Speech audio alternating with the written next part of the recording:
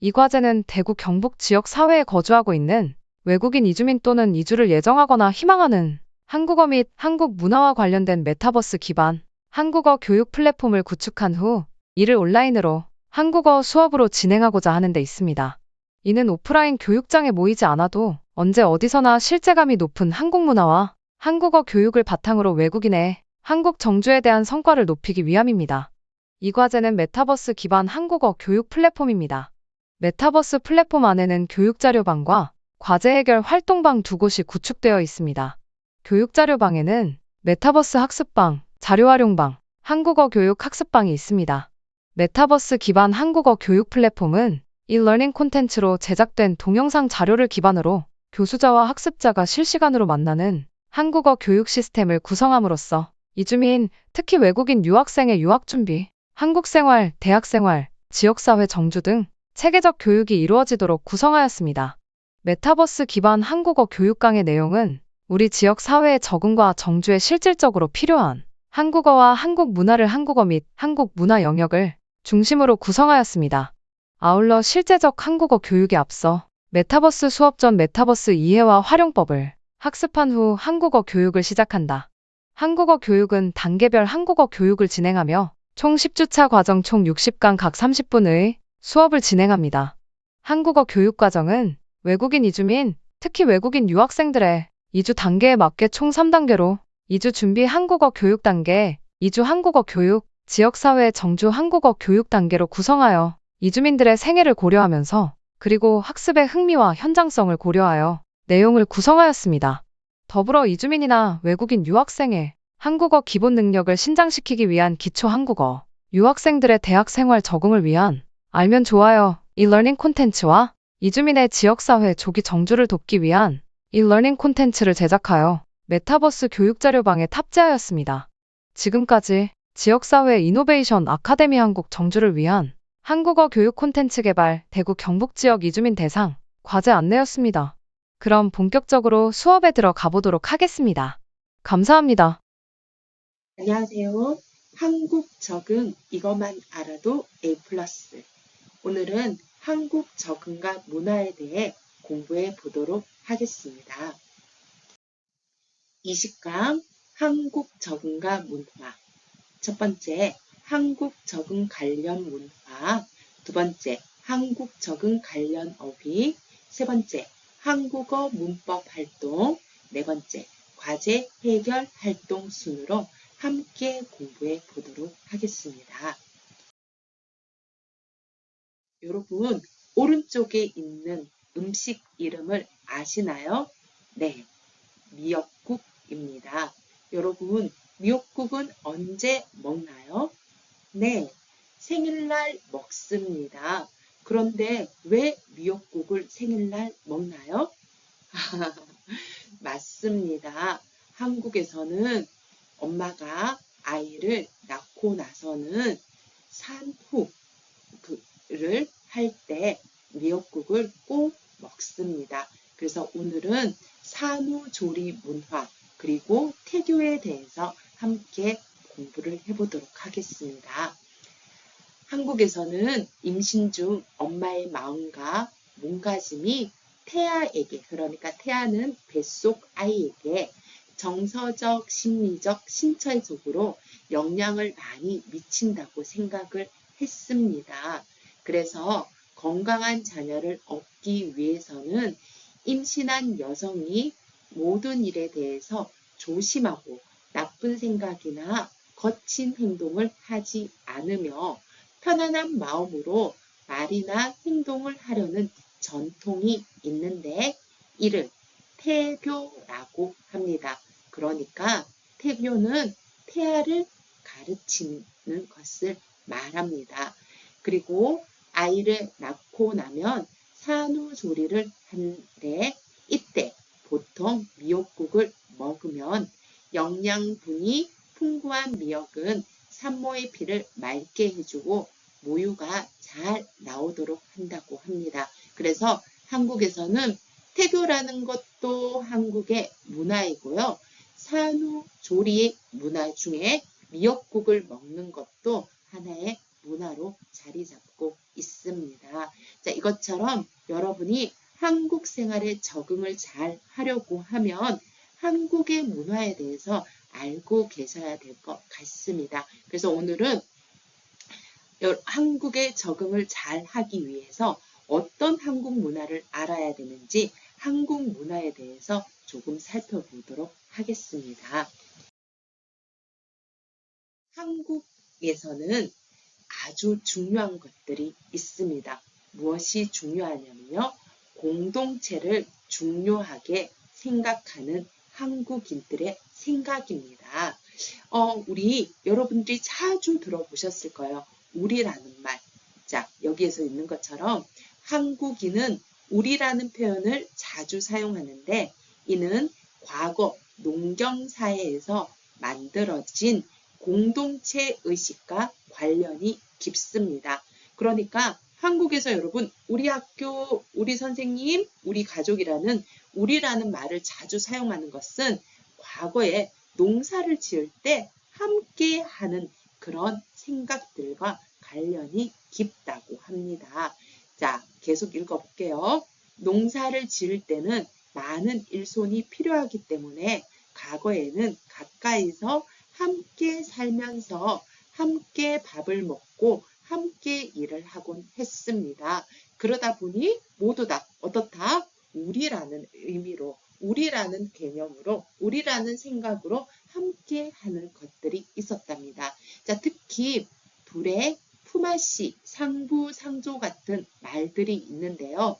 둘에는 마을 사람들끼리 힘을 모아 공동으로 농사 일을 하기 위한 조직이고요. 품앗이는 일을 서로 거들어 주어 품을 지고 갚는 교환 노동을 말하고 상부상조는 서로 의지하고 서로 돕는 모습들을 우리는 상부상조라고 합니다. 그래서 한국인들은 언제나 함께, 그러니까 같이 하는 것을 아주 좋아한답니다. 그러다 보니 그 표현들이 우리라는 말로써 우리 가족, 우리 선생님, 우리나라라는 것들로 표현이 된다는 것이 잘 나타나 있습니다. 그 중에서 또 다른 것은 한국의 대중문화가 있습니다. 여러분 드라마 좋아하시죠? 특히 한국 드라마. 어떤 드라마를 좋아하세요? 네, 선생님은 지금 그림에 보여 있는 것처럼 도깨비라는 드라마를 아주 좋아합니다. 왜 좋아할까요? 네, 맞습니다. 도깨비의 주인공인 공유라는 배우를 엄청 좋아하거든요. 그래서 선생님은 도깨비 드라마를 엄청 많이 보았답니다. 자, 그러면 한국의 대중문화인 드라마를 대해서 한번 볼까요? 한국인은 드라마를 즐겨 봅니다. 매일 아침과 저녁, 밤 시간에 방송되는 드라마 수가 수십 편에 이르며 장르도 다양합니다. 자, 우리 드라마는 한 개, 두 개, 세 개라고 얘기하지 않고 뭐라고 얘기한다? 편 맞습니다. 그래서 한국 드라마는 정말 수가 수십 편, 수백 편에 이릅니다. 장르, 드라마, 멜로도 있고요, 로맨스도 있고요, 코미디도 있고요. 장르가 아주 다양합니다. 그리고 시청자들은 배우의 대사, 말, 옷에도 관심을 많이 갖는데 이는 금방 유행되기도 합니다. 맞습니다. 요즘은 한국의 드라마들을 가지고 이야기들을 많이 하죠. 그리고 한국인은 음악과 노래를 좋아하며 특히 사람들이 즐겨 듣거나 부를 수 있도록 만들어진 가요를 즐겨 듣습니다. 가요라는 말은 많은 사람들이 즐겨 듣거나 부르는 노래를 모두 다 가요라고 합니다. 그리고 가요에는 발라드, 댄스, R&B, 힙합, 트로트 등의 다양한 장르도 있습니다. 요즘은 그래서 한국의 노래라든지 드라마들이 한국의 대중문화로 함께 자리를 잡고 있습니다. 자, 문화 중에 이런 문화 보셨습니까? 한국에서는 수능이나 중요한 시험을 보는 사람들에게 시험을 잘 보라는 의미로 아래와 같은 선물을 줍니다. 혹시 여러분 이름을 아셔요? 첫 번째는 엿, 두 번째는 찹쌀떡, 세 번째는 포크, 네 번째는 휴지입니다. 네. 왜 한국에서는 시험을 보는 사람들에게 엿이나 찹쌀떡, 포크, 휴지를 줄까요? 맞습니다. 엿은 이렇게 잘 붙으라고. 찹쌀떡도 마찬가지 잘 늘어져서 떨어지지 않습니다. 그리고 포크는 잘 찝으라고. 그리고 휴지는 잘 정답만 폭폭폭 뽑거나 잘 풀리라는 의미를 가지고 있습니다. 이런 선물을 주는 것도 한국의 문화라고 할 수가 있습니다. 자, 또한 중에 여가가 있는 삶, 여가 문화에 대해서도 이야기를 하고 있습니다. 우리 그러면 한번 읽어볼게요. 일가 생활이 균형을 갖춘 삶을 살아가기 위해서는 자신이 좋아하고 흥미를 느낄 수 있는 활동에 참여하는 시간이 필요로 합니다. 이를 여가라고 하며 이와 관련하여 형성된 문화를 여가 문화라고 합니다. 2000년대 초 중반 무렵 주 5일 근무제 시행을 시작으로 1인당 국민소득 3만 달러 시대 주 52시간 근무제 도입, 평균 기대 수명 증가와 같은 변화를 맞이하면서 여가의 중요성이 더욱더 높아졌고요. 한국의 정부에서도 여가 있는 삶을 보장받을 수 있도록 국민영아 활성화 기본법을 제정하기도 했습니다. 그래서 한국에서는 일만 하는 것이 아니라 여가, 그러니까 자신이 좋아하고 흥미를 느낄 수 있는 활동에 참여하는 시간을 어떻게 만드세요? 만드는 것을 한국의 여가 문화라고도 이야기를 합니다. 여러분은 어떠세요? 여가가 있으신가요? 여가 문화를 지금 누리고 계신가요?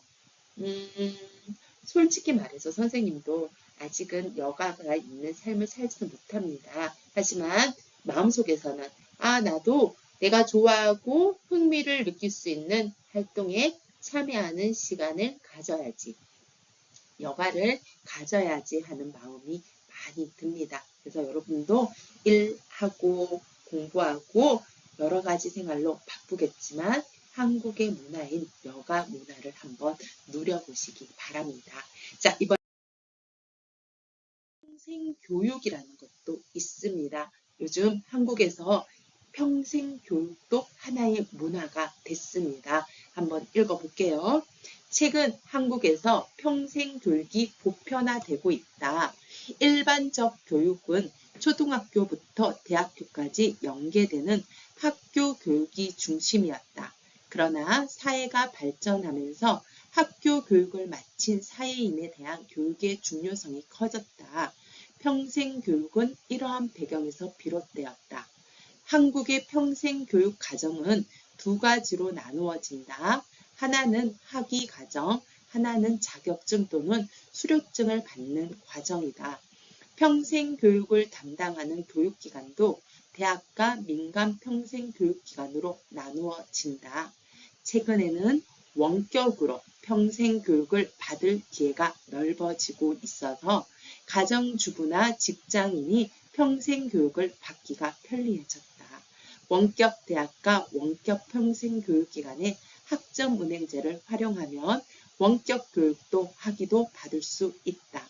평생교육에서 인기 있는 분야는 주로 실용학문 또는 실무 기술 분야이다. 피부 미용, 사회복지, 상담, 보육, 레크레이션, 외국어가 대표적인 예이다. 이런 것도 한국의 교육 문화, 한국의 문화이므로 여러분들이 한국에서 생활할 때 적응을 잘 할 수 있도록 도와줄 것 같습니다. 자, 그러면 우리 구체적으로 문화와 한국 생활 습관과 관련된 우리 어휘들을 한번 살펴보도록 하겠습니다. 자, 한국의 문화입니다. 여러분 너무나도 잘 알고 계신 거죠? 자, 한국에서는 물건을 줄 때, 물건을 받을 때 어떻게 한다? 두 손으로 들이다, 두 손으로 받습니다. 자, 그리고 두 번째는 술을 마실 때는 어떻게 마신다? 고개를 돌리고 마십니다. 어른과 술을 마실 때는 고개를 돌려서 마십니다. 그리고 세 번째는 허리를 굽혀 인사합니다. 여러분 잘하고 계실 겁니다. 자, 그리고 네 번째는 높임말을 사용합니다. 먹어가 아니라 드세요 라는 높임말로 이야기를 하겠죠. 자, 그럼 우리 계속해서 문화 관련 어휘를 공부해 보도록 하겠습니다. 한국에서는 네, 집에서 무릎을 꿇고 앉습니다. 일반적으로 요즘은 소파가 있지만 소파가 없을 때는 어른 앞에 앉을 때 이렇게 무릎을 꿇고 앉습니다. 자, 그리고 두 번째, 책상 다리를 하고 앉습니다. 자, 우리 의자가 없을 때 이렇게 다리를 모아서 앉는 것을 한국에서는 책상 다리를 하다라고 합니다. 자, 그리고 세 번째, 어른이 숟가락을 든 후에 밥을 먹습니다. 그래서 드신 후에 밥을 먹습니다. 어른 먼저 숟가락을 들어야 되겠죠. 자, 그리고 한국에서는 식탁에 밥그릇을 놓고 숟가락과 젓가락이 위아래로 다니면서 밥을 먹도록 되어 있습니다. 자, 그리고 버스나 지하철역에서도 임산부가 있거나 나이가 많은 분이 오시면 자리를 양보합니다. 자, 그리고 한국에서는 어른 앞에서는 담배를 피우지 않습니다. 이런 것들도 우리 모두 다 한국에서 여러분이 생활을 하려면, 적응을 하려면 알아야 되는 한국 문화라고 할 수가 있습니다. 자, 그러면 좀 더 구체적으로 한국 적응과 관련된 어휘들도 공부해 보도록 하겠습니다. 자, 한국 적응을 잘 하고 계시는가요? 네, 보통 우리 한국에서 적응이 힘들어요 라고 이야기할 때 첫 번째, 의사소통 문제 때문에 힘들어요. 두 번째, 경제적인 문제 때문에 힘들어요. 세 번째, 주변 사람들과 갈등 때문에 힘들어요. 네 번째, 문화 차이 때문에 힘들어요 라고 이야기합니다. 자, 그러면 의사소통 문제가 있을 때 우리 어떻게 표현하는지 같이 한번 읽어볼까요? 대화가 잘 통하지 않아서 답답했어요. 여러분, 답답했어요로 말은 가슴이 시원하지 않아요. 답답해요. 내가 말하고 싶은데 말할 수 없어요. 대화가 잘 통하지 않아요. 그때 우리는 답답하다라는 표현을 씁니다. 자, 그 두 번째, 한국어를 못 알아들어서 의사소통에 어려움이 있어요. 네, 여러분이 말하는 것도 어렵고 한국 사람들이 나에게 말하는 것도 어려워요. 그 모든 것을 우리는 의사소통이라고 합니다. 그래서 한국어를 못 알아들어서 의사소통에 어려움이 있습니다. 자, 두 번째는 경제적인 문제입니다. 여러분이 한국에 오셨을 때 돈이 없어요. 돈 때문에 힘들어요. 라고 이야기를 합니다. 그때 표현입니다. 어떻게? 무슨 일을 해야 할지 막막했어요. 네, 한국에 여러분 처음 왔을 때 나 돈이 없어요. 근데 어떤 일을 해야지 돈을 벌 수 있는지 막막하다는 것은 문제를 해결할 수 없어요. 어려움이 있어요. 어떻게 어려움을 해결할지 몰라요 라고 이야기할 때 막막하다라는 표현을 씁니다. 자, 그리고 두 번째는 한국의 돈 단위가 익숙하지 않아서 물건을 살 때마다 힘들었어요.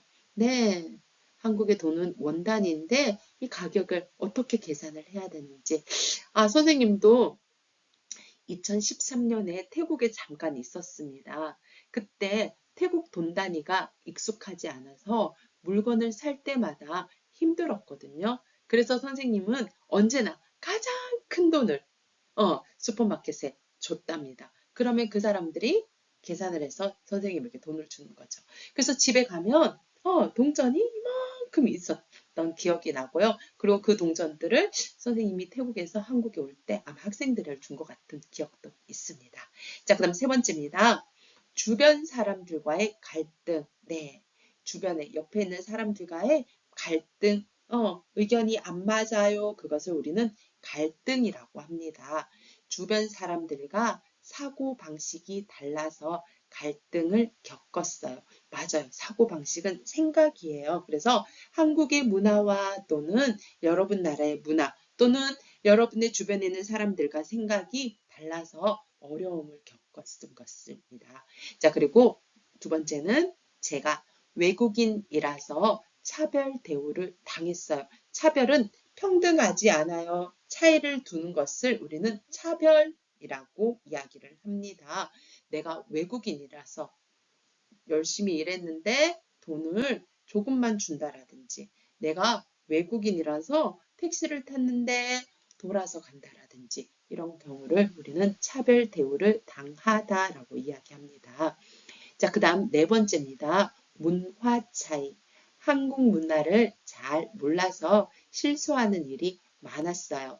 고향의 문화와 한국 문화가 달라서 문화 충격을 경험했습니다. 우리 아까 전에 문화와 관련된 이야기들을 했었죠. 한국에서는 무릎을 꿇고 앉는다라든지 아니면 식탁에 밥그릇을 놓고 먹는다라든지 이런 문화인데 그런 문화를 잘 몰라서 여러분이 실수하는 일도 많았고 또한 여러분 나라의 문화와 한국의 문화가 달라서 문화 충격을 경험한 적도 있었을 겁니다.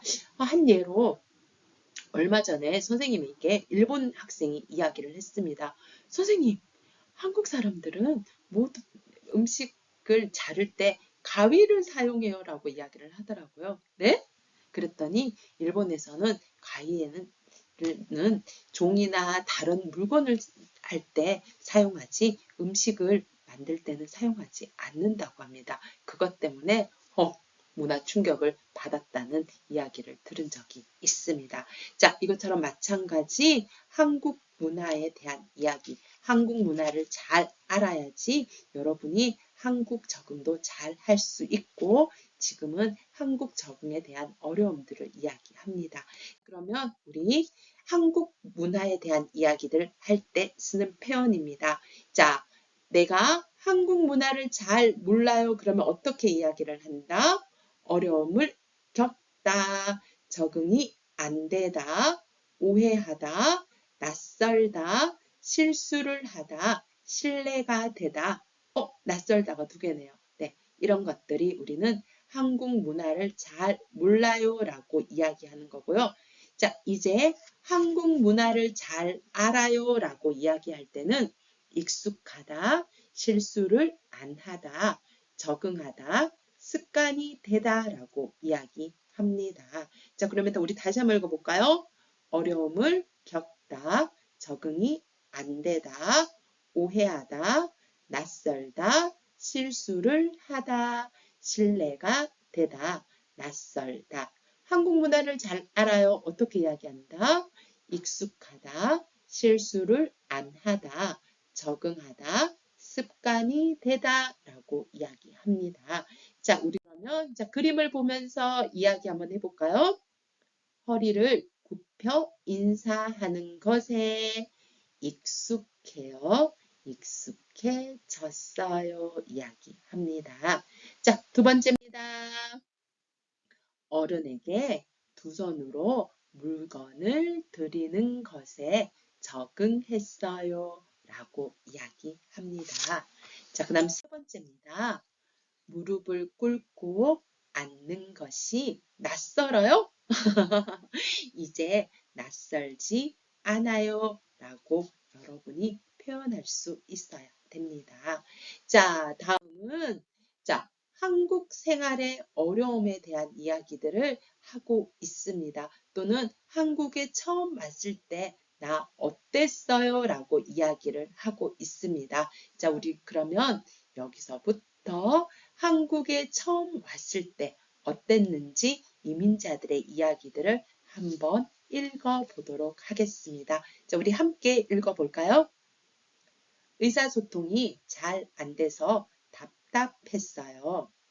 하나하나 다 새롭고 신기하게 느껴졌어요. 뭐든 다 할 수 있을 것 같았어요. 잘해낼 수 자신이 있었어요. 한국에 사는 고향 선배가 하나부터 열까지 도움을 주었어요. 살 곳과 직장을 구하려고 여기저기 뛰어다녔어요. 문화 차이가 커서 불편하기도 하고 재미있기도 했어요. 향수병에 걸렸어요. 가족들이 너무 그리웠어요. 부푼 꿈을 가지고 왔어요. 정말 설렜어요. 낯선 환경에 적응하는 게 쉽지 않았지만 새로운 생활을 즐기려고 노력했어요. 자, 모두 다 한국에 처음 왔을 때 한국 생활 적응에 대해서 이야기를 하고 있습니다. 여러분은 한국 생활 적응이 어떠셨습니까? 이 메타버스 플랫폼에서 배운 어휘를 사용해 한국 적응에 대해 이야기해 보도록 하겠습니다. 오늘의 문법입니다. 오늘의 문법 활용은 음수로 응가보다 나보다입니다. 으면 을수록은 동사나 형용사에 사용합니다. 그리고 으면이라는 단어는 사용해도 되고 안 돼도 되는데 어떤 의미를 가지고 있냐면 정도가 점점 심해질 때, 그러니까 하나에서 그 정도가 더욱더 많아져요. 하나에서 그 정도가 점점점 적어져요 라고 이야기할 때 한국에서는 으면 을수록 이야기합니다. 그래서 보다, 보면 볼수록, 많다, 많으면 많을수록 라고 이야기합니다. 자, 그러면 우리 한번 볼까요? 그 사람의 첫 인상은 별로 안 좋았는데 만나다, 계속 만나요, 정도가 계속 심해져요. 어떻게 이야기한다? 만날수록 좋아지네요. 이야기합니다. 일이 힘들다, 월급을 많이 준다고 해요. 일이 조금 힘들어요, 월급 조금. 일이 많이 힘들어요, 월급 많이. 그러면 우리 어떻게 얘기한다? 힘들수록 이야기합니다. 메이 씨는 가다 예뻐지네요. 메이 어제 조금 예뻤어요. 근데 오늘 더 많이 예뻐요? 내일 더 많이 예뻐질 거예요. 자, 그럼 우리 어떻게 얘기한다? 갈수록이라고 이야기합니다. 자, 두 번째는 동사 나보다, 형용사 응가보다, 명사 인가보다입니다. 말하는 사람의 추측을 나타내는데요. 먹다, 먹나보다, 덥다, 더운가보다, 토요일, 토요일인가보다라고 해서 모두 다 추측을 나타낼 때 쓰는 표현입니다. 자, 우리 그러면 문장으로 한번 살펴볼까요? 김 부장님은 매일 술을 드시네요. 술을 좋아하시나 봐요. 우리 김 부장님에게 물어봤어요? 아니에요. 추측을 이야기합니다. 옆집에 고기 냄새가 나네요. 삼겹살을 먹나 봐요. 삼겹살 먹을까? 소고기 먹을까? 물어봤어요? 몰라요. 말하는 사람의 추측입니다. 에릭 씨는 여자친구가 있다. 커플링을 끼고 있어요. 자, 그럼 우리 어떻게 이야기한다? 있나 봐요. 자, 음식이 맵다. 메이 씨 얼굴이 빨개요. 음식이 매운가 봐요. 이야기를 합니다. 자, 우리 자세한 것은 메타버스 플랫폼을 통해서 여러분이 더 자세히 공부해 보도록 하겠습니다. 자, 오늘도 강의 들어주셔서 감사합니다.